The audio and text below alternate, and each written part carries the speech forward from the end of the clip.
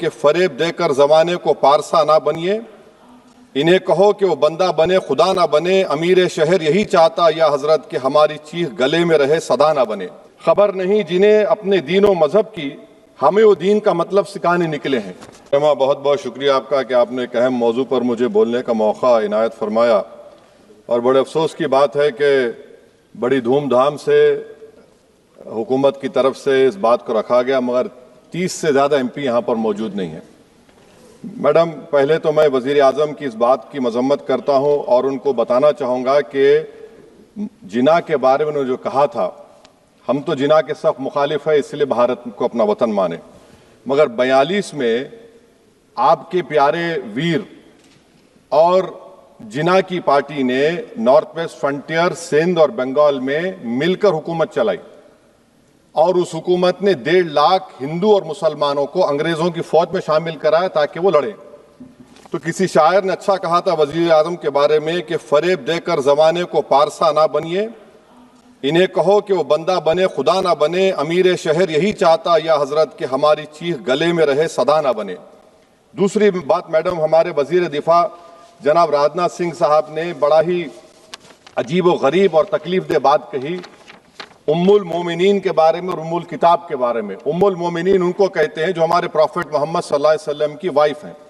वो हम तमाम मुसलमानों की माँ, हम उनको तस्वुर करते हैं, मगर हम उनकी इबादत नहीं करते।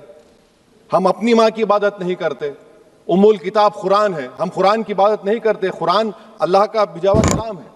तो उसके बारे में शायर ने अच्छा कहा कि खबर नहीं जिन्हें अपने दीन और मजहब की, हमें वो दीन का मतलब सिखाने निकले हैं। अहम बात यह है कि मैडम, हमारे मुल्क का आइन का इस लफ्ज से आगाज होता है वी द पीपल। इसका आगाज भारत माता के नाम से नहीं होता है। हमारे संविधान का जो प्रियम्बल है वो क्या कहता है? Liberty of thought, expression, belief, faith and worship. अगर दस्तूर का ये पहला सफा ये बात करता है तो फिर कैसे किसी शहरी को किसी खुदा, देवी, देवता की इबादत करने पर या सजदा करने पर मजबूर किया जा सकता है? आप ही की पार्टी से आज की जो बातें हुई है इसी का बोल रही हैं। हमारे कॉन्स्टिट्यूंट असेंबली में मैडम एक मोहतरमा थी रोहिणी कुमार चौधरी ने एक तजवीज दी थी कि प्रियम्बल में किसी देवी के नाम से शुरू हो। उन्होंने खास तौर से वंदे मातरम का जिक्र किया, मगर उसको कबूल नहीं किया गया। फिर KV कामत साहब ने एक तजवीज दी कि इट्स सिटीजन्स को बदलकर हर सिटीजन्स किया जाए और खुदा के नाम से शुरू किया जाए। वो तरमीम को मुस्तरद कर दिया गया। हमारे संविधान का उसूल यह है कि भारत क्या है, उसकी अवाम है, अवामी कानून की मुसन्निफ है, अवाम की मर्जी से सबसे बालातर है, अवामी हाकिम है। मुल्क किसी खुदा, देवी, देवता, मजहबी इलामत के नाम से नहीं चलता, ना मुल्क किसी एक मजहब की मिल्कियत है। इसीलिए बाबा साहब अम्बेडकर ने क्या कहा था? उन्होंने मदर इंडिया के नजरिए को मुस्तरद किया। बाबा साहब ने एक नई इस्तिलाह वजह कर दी और कहा कि भैक्षित भारत, ये बाबा साहब अम्बेडकर ने कहा। अब मैडम, अगर मजहबी आजादी इस आइन का बुनियादी उसूल है तो सवाल यह पैदा होता है कि उस वक्त हमारे जो कॉन्स्टिट्यूंट असेंबली के प्रेसिडेंट थे जनाब राजेंद्र प्रसाद साहब ने किस बुनियाद पर वंदे मातरम को कौमी तराना करार दिया? ना तो कोई सेक्यूर रेजोल्यूशन है इसके बारे में। मैडम, मैं आपको बताना चाहूंगा कि जुडिशरी क्या कहती है। बीजू इमैनुअल केस है 1986 का, जिसमें जिहोवा विटनेस ने कहा कि मैं नेशनल एंथम के वक्त खड़े रहूंगी, पढ़ूंगी नहीं। सुप्रीम कोर्ट ने कहा कि उसने कोई गुनाह नहीं किया। वहीं एक 2017 का केस है अश्विनी उपाध्याय का केस सुप्रीम कोर्ट का, उन्हें कहा गाइडलाइंस दिए जाएं वंदे मातरम पर, सुप्रीम कोर्ट ने नहीं कह दिया। फिर आप आ जाइए madam, prevention of insult act national 1971, इसमें नेशनल सॉन्ग नहीं है, सिर्फ नेशनल एम्बलम और आपका नेशनल एंथम है। फिर आप आ जाइए 40th अमेंडमेंट आर्टिकल 51A 76 में पास हुआ, उसमें भी इसका कोई जिक्र नहीं है। मैडम, मैं आपके सामने बताना चाहूंगा कि हमारा भारत एक इसका मजमुआ क्या है। इसमें हिंदू है, मुसलमान है, सिख है, ईसाई है, जैन है, एथिस्ट है, मेहनतकश है, किसान, गरीब, मजलूम और दलित है। मगर अगर जो तकारीर आज हमने यहां पर सुनी और बाहर जो सुनते हैं, अगर भारत को देवी कहने और उसके आगे सजदा करने, तो दरअसल कौम परस्ती को, वतन से मोहब्बत को मजहब में तब्दील कर रहे और फिर यहां पर बोल रहे कि अगर भारत में रहना है तो वंदे मातरम गाना पड़ेगा। भाई, ये तो संविधान के खिलाफ है, सुप्रीम कोर्ट के जजमेंट के खिलाफ है। अगर वंदे मातरम मैडम कौमियत का मियार है तो फिर सवाल यह है कि हजरत मोहानी की कौमियत क्या थी जिसने इनकलाब जिंदाबाद का नारा दिया? अगर यूसुफ मेहरली ने quit India Simon go back का नारा दिया तो उसकी कौमियत क्या थी? अगर हैदराबाद से मौलवी अलाउद्दीन जो मक्का मस्जिद का पहला मुजरिम है काला पानी में, और तूरेबाज खान जो मारकर लाश को लटका दिया गया था हैदराबाद में 8 दिन तक, उसकी कौमियत क्या थी? अगर इनायतुल्लाह काफी जो जिहाद का फतवा अंग्रेजों के खिलाफ दिया मुरादाबाद में, जब उनको 2 दिन में फांसी की सजा दी गई, और जब फांसी की सजा के बाद जा रहे हैं तो इनायतुल्लाह मौलाना काफी की जबान पर क्या था? वो रसूलुल्लाह हमारे प्रॉफिट की नात पढ़ रहे थे। क्या पढ़ रहे थे? कोई गुल बाकी रहेगा ना चमन रह जाएगा, पर रसूलुल्लाह का दीन हसन रह जाएगा। तो उनकी कौमियत क्या थी?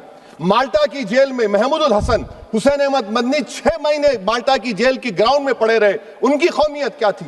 अल्लामा फजल खैराबादी का वो सेल काला पानी का पुकार पुकार कर इनसे पूछ रहा है, जो वहीं पर मर गए, खबर वहां पर है, बताओ मेरी कौमियत क्या थी? मैडम, मैं एक मुसलमान हूं, मैं इस्लाम को मानने वाला बावकार इंसान हूं, और मेरे मजहब की बुनियादी तालीम तौहीद है, ला इलाहा इल्लल्लाह, नहीं है कोई खुदा सिवा अल्लाह के।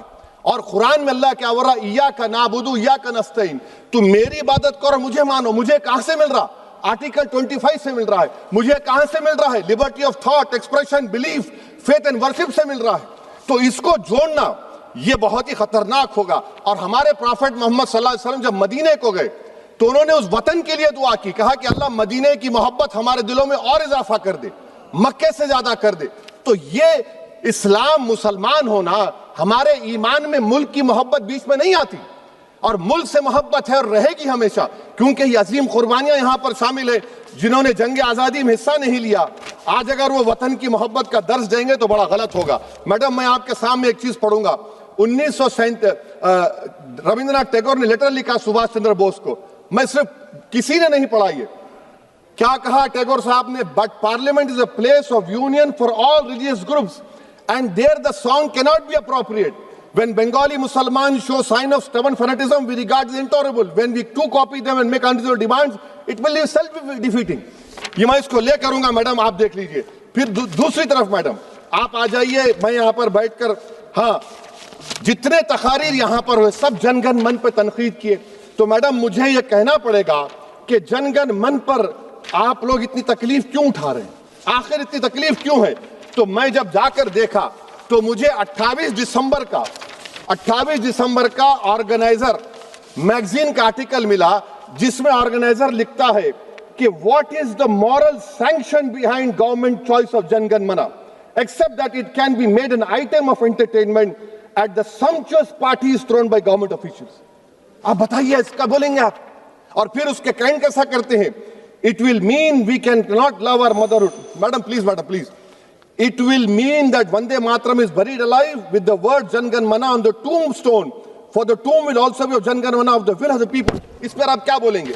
मैडम, मैं आपको ये बताना चाह रहा हूं कि वतन की मोहब्बत हमारे लिए बहुत अहम है, मगर ये बताइए हमको कि अभी मैडम यहाँ पर आनंद मठ के बारे में बहुत कुछ कहा गया। मैं सिर्फ 2 मिसालें आपको देता हूं। आनंद मठ के पेज नंबर 70 और 80 को पढ़ लीजिए। इसके बाद सनातन जहां मुसलमानों के घर पाते थे, इन्हें आग लगा देते थे। आप पेज नंबर 98 पढ़िए। हमें सिर्फ इन मुसलमानों को जड़ से खत्म करना है क्योंकि खुदा के दुश्मन बन चुके हैं। फिर आप पेज नंबर 115-16 दीजिए। फिर मुख्तलिफ इलाकों में मुसलमानों को सदा देने के लिए भेजे जाते, जहां मुसलमान आबादी नजर आती जला दिया जाता। फिर आप देख लीजिए मैडम, सफे नंबर 120 पेज 120, बंकिम लिखते हैं कि सनातियों को मालूम नहीं था कि अंग्रेज हिंदुस्तान को निजात दिलाने वाले हैं। ये आप क्यों कर रहे हैं? अब आप मैडम, मैं आपको पेपर्स दे कर दूंगा। मैडम, भारत में हमारी आजादी इसलिए आई और बरकरार रही कि हमने मुल्क और मजहब को एक चीज नहीं बनाया। हमने ऐलान किया कि हमारी मुल्क मुख्तलिफ तबकात मज़ाहिब पर मुश्तमिल है। हमारे मुश्तरका तकदीर हमारी कौमियत का सरचश्मा है। यह खास जबान, सखावत, मजहब नहीं है। अगर वंदे मातरम का मतन कौम और मजहब को एक बना देता है, अगर हम इसे टेस्ट बनाते हैं वफादारी का, तो फिर मान लीजिए कि यह गांधी, अंबेडकर, टैगोर, बोस और लाखों आजादी के सिपाहियों की सोच को छोड़कर गोडसे की सोच की हिंदू कौमी परस्ताना, मैडम खत्म कर रहा हूं, कौमी हिंदू कौम परस्ताना को इख्तियार करेंगे। मुझे वतन से बेइंतहा मोहब्बत है मैडम, और इंशाल्लाह हमेशा रहेगी। मगर बावजूद इसके कि मेरी मस्जिद, मेरी इबादतगाह, मेरे कपड़े, मेरे कारोबार पर हमले होते, मगर मैं फिर भी कहता हूं कि वतन मेरा, हर वतन को हम छोड़कर नहीं जाएंगे। मगर हुब्बुल वतनी का क्या मुतालबा है? हुब्बुल वतनी ये कहता है कि वतन से मोहब्बत है तो जुल्म को खत्म करो, गरीबी को खत्म करो, बेरोजगारी को खत्म करो, जबर का खात्मा करो, अमन का गहवारा बनाओ, पाकिस्तान की दहशतगर्दी को खत्म करो, एक्सप्लॉयटेशन को रोको, शरारत को रोको, मुल्क के खिलाफ की जाने वाली साजिश खत्म करो। मैडम, भारत एक चमन है जहां पर हर फूल को खिलना चाहिए, और अगर कोई इस फूल के अगर पूरे फूल खिलेंगे तो उसकी खुशबू से ये वतन मौतर होगा। मगर अगर इस चमन का माली ये कहेगा कि एक ही फूल खिलेगा, तो मैं जिम्मेदारी के साथ कह रहा हूं, अगर एक ही फूल खिलेगा तो वो सहरा बन जाएगा और माली माली नहीं रहेगा, वो जल्लाद कहलाएगा। तो इसीलिए मैडम, हम उम्मीद करते हैं कि हुकूमत इस पर जोर जबर ना करे। मेरा राइट है, यकीनन मैं जानता हूं कि आजादी के लड़ाई में वंदे मातरम का नारा था, मगर अगर आप इसको जबर करेंगे तो ये संविधान के खिलाफ है। वफादारी का सर्टिफिकेट हमसे मत लीजिए मैडम, खत्म कर रहा हूं। वफादारी का सर्टिफिकेट हमसे मत लीजिए। आपके बुजुर्गों के कोई एक किताब में लिख के क्या लिखा है बता दीजिए, कहां पर क्या लिखा हुआ है। तो मैं मैडम, मैं इस शेर पर अपनी बात को खत्म कर रहा हूं मैडम, मैं इस शेर पर अपनी बात को खत्म कर रहा हूं मैडम, मैं अपनी बात को खत्म कर देता हूं मैडम, क्योंकि आप बहुत जल्दी में हैं। कि भारत जिंदाबाद, हिंदू मुसलमान जिंदाबाद, दलित जिंदाबाद, ईसाई जिंदाबाद, आदिवासी जिंदाबाद, जो किसी खुदा को नहीं मानते वो भी जिंदाबाद, और मैडम सब पिछड़ा सब आ गया इसमें। तो हम उम्मीद करते कि इस रूह को आप समझेंगे, अगर आप सिर्फ अपनी आइडियोलॉजी को लेकर चलेंगे। और आखिर में मैडम, जनाब बंकिम चंद्रा साहब के बारे में मैं आपके सामने डॉक्यूमेंट लेकर रहा हूं कि उन्होंने बीए का एग्जाम पास नहीं किया था, 7 मार्क्स से फेल हो गए थे, ये भी रख रहा हूं। तो आप जिसका लिटरेरी जायंट बता रहे, ये नहीं है। बहुत बहुत शुक्रिया मैडम।